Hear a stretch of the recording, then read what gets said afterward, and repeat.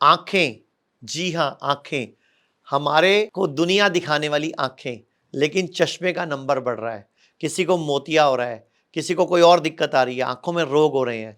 तो मैं आपको आज चश्मे के नंबर बढ़ने पर कुछ बताना चाहूंगा, क्योंकि कुछ महीनों में चश्मे का नंबर बदल रहा है या नया चश्मा बनवाना पड़ रहा है। तो रुक जाइए, क्योंकि आंखों का नंबर घटाने के लिए मैं आपको बहुत ही आसान आयुर्वेदिक नुस्खा बताता हूं। किसी पंसारी की दुकान में जाइए, वहां 250 ग्राम गुड़बंदी या मामरा बादाम ले आइए, 50 ग्राम मोटी सौंफ, 15 ग्राम सफेद भूरी मिर्च और थोड़ी सी खांड और 5 इलायची, इन सबको हल्का सा कूटकर दरदरा सा पाउडर सा बना लीजिए। रोज 1 चम्मच पाउडर आधा कप गरम गरम पानी से सुबह और शाम लेना है और एक नारियल का टुकड़ा चबाना है।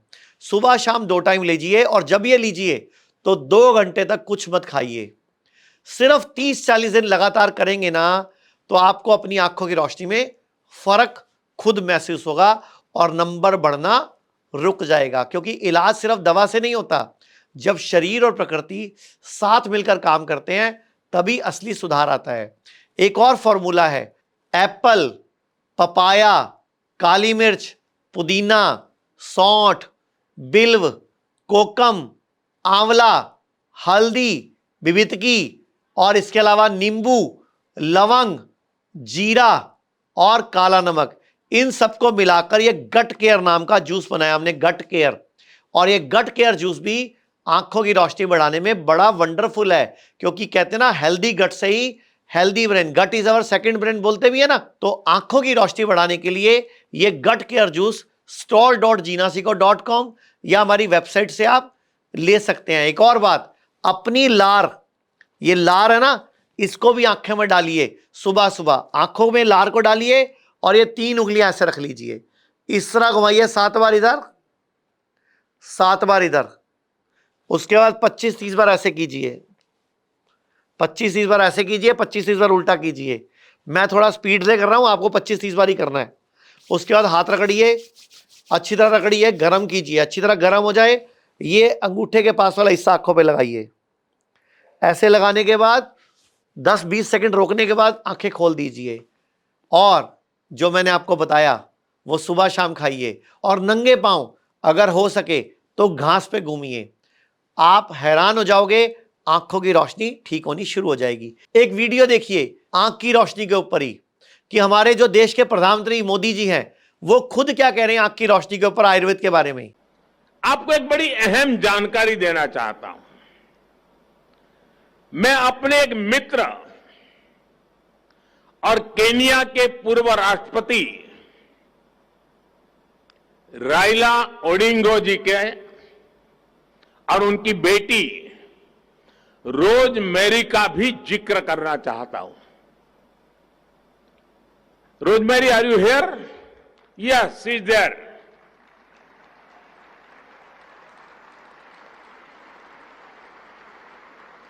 Rosemary, welcome to Gujarat. Rosemary की घटना बड़ी रोचक है, मैं जरूर आपको कहना चाहूंगा। कुछ दिन पहले उनके पिताजी मेरे बहुत अच्छे मित्र हैं, वो मुझे ओडिंगा जी दिल्ली मिलने आए थे।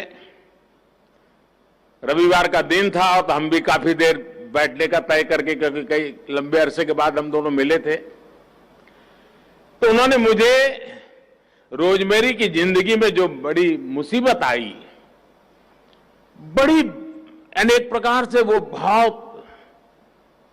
भावुक हो गए थे, और रोजमेरी की जिंदगी की मुसीबत का बड़ा जिक्र करते हुए उन्होंने मुझे कहा कि रोजमेरी की आंख में कुछ तकलीफ हुई थी और उसकी एक सर्जरी हुई थी। शायद उसको ट्यूमर का प्रॉब्लम था ब्रेन में, और उसकी सर्जरी हुई थी। और उस सर्जरी में रोजमेरी ने अपनी आंखें खो दी, वो देख नहीं पाती थी। आप कल्पना कर सकते हो, जिंदगी के इस पड़ाव में आंखें चली जाए, इंसान हताश हो जाएगा, निराश हो जाएगा। और एक पिता के नाते मेरे मित्र ओडिंगा जी ने पूरी दुनिया को छान मारा। वो केनिया के बहुत बड़े वरिष्ठ नेता थे, उनके लिए विश्व में पहुंचना कोई कठिन काम नहीं था। विश्व का कोई बड़ा देश ऐसा नहीं होगा जहां रोजमेरी का उपचार न हुआ हो, लेकिन रोजमेरी की आंखों में रोशनी वापिस नहीं आई। आखिरकार उन्हें सफलता भारत में मिली, और वो भी आयुर्वेद उपचार के बाद। आयुर्वेद का उपचार किया गया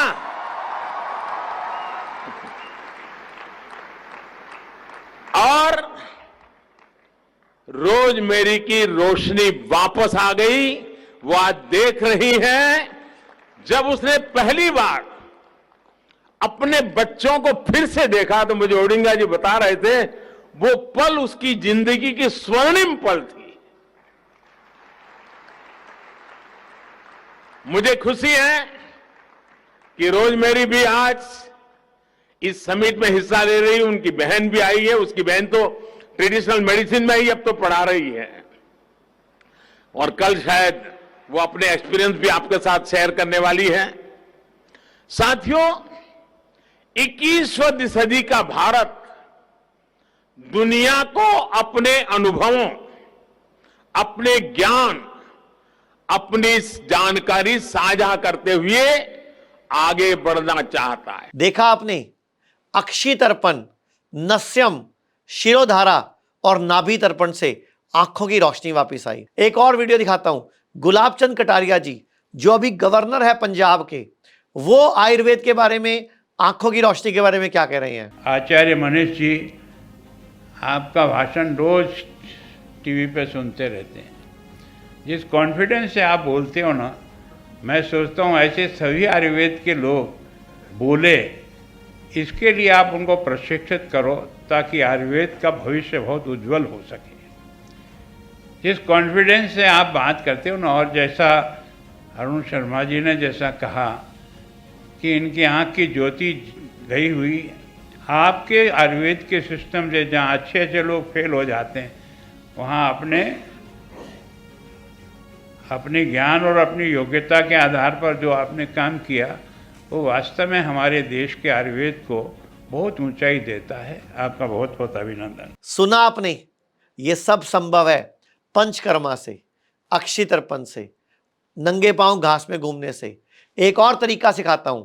अगर आप दिमाग तेज करना चाहते हो, आंखों की रोशनी तेज करना चाहते हो, एक पांव में गर्म पानी, मतलब एक बाल्टी गर्म पानी की, एक बाल्टी ठंडे पानी की, जो एक पांव को गर्म पानी में डाल देना 40 से 42 डिग्री टेम्परेचर, एक पांव को ठंडे पानी में डाल देना 12-10 डिग्री टेम्परेचर, और 5 मिनट बाद दोनों पांव पलट देना।